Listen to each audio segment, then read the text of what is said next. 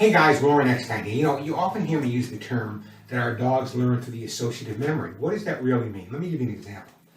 Let's say you have a dog that came into your house, whether it be a puppy or a dog you adopted a little bit older, and you're trying to teach the dog to sit. You tell the dog to sit, good boy, give it a treat, give it a cookie, whatever you normally give it, a hug and a kiss, and the dog learns that by responding to you, something positive is going to happen. Now let's take the other side of the coin. Let's say you're at the dog park and you want to leave. You got to get home, you got an important call, you got to cook dinner, whatever you got to do. So here's the scenario. You call your dog to you. He's having a ball running around with his best friends at the dog park, but you call your dog to you, and now you take him out of the dog park. So what happens is the dog associates coming to you with leaving the dog park and his friends a negative association. So the next time you call the dog at the dog park, he may not come back as quickly as you want him to. So the associative memory is really important to understand when you're working with animals. For example, no dog's going to respond 100% of the time. But if there's a consistent positive association with something you're asking them to do, they will respond. Let me give you an example of the other side of that too, the negative side. Let's take, for example, the dog's barking at the front window. Rah, rah, rah, he's going crazy. And what do? You go to the front window and say, stop it, knock it off, shut up, be quiet. Now, in your mind, what you're doing is you're telling the dog to stop barking. But in the dog's mind, what you're doing is paying a lot of attention to the fact that he is barking.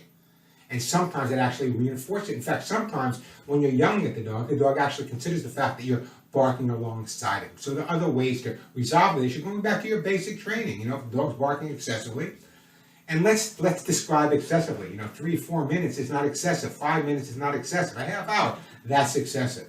If the dog stops barking when someone goes past the house, that's not excessive either. So listen to me carefully. I want you to really focus on association. What does your dog associate with what you want the dog to do?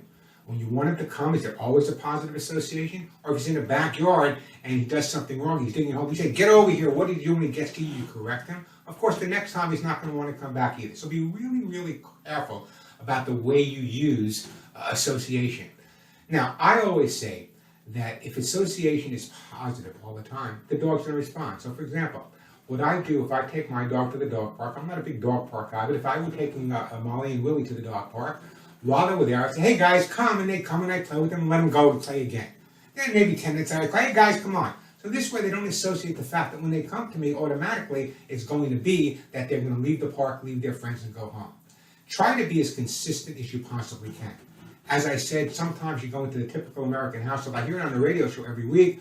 One person tells the dog to do one thing, another person tells the dog to do another thing. One person praises the dog for one thing, one person corrects the dog for the same thing.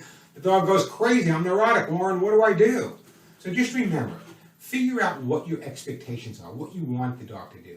And if the dog associates positive reactions with that, of course he's going to come back. Again, that dog park is such a great example. I see this all the time.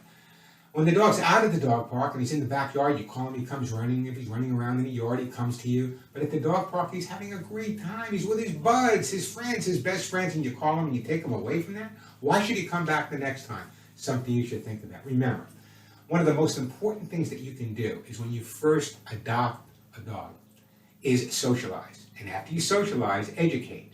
And after you educate, socialize again. And just make sure that what you're telling the dog or what you're asking your dog to do is something he's going to respond positively to. I'm not saying you should never use the word no, but before you use the word no, how about taking the time to teach the dog yes? And tune in to Pet Show for more information. And don't forget to follow me on my YouTube channel, youtube.com/Warren Eckstein. Talk to you on the show.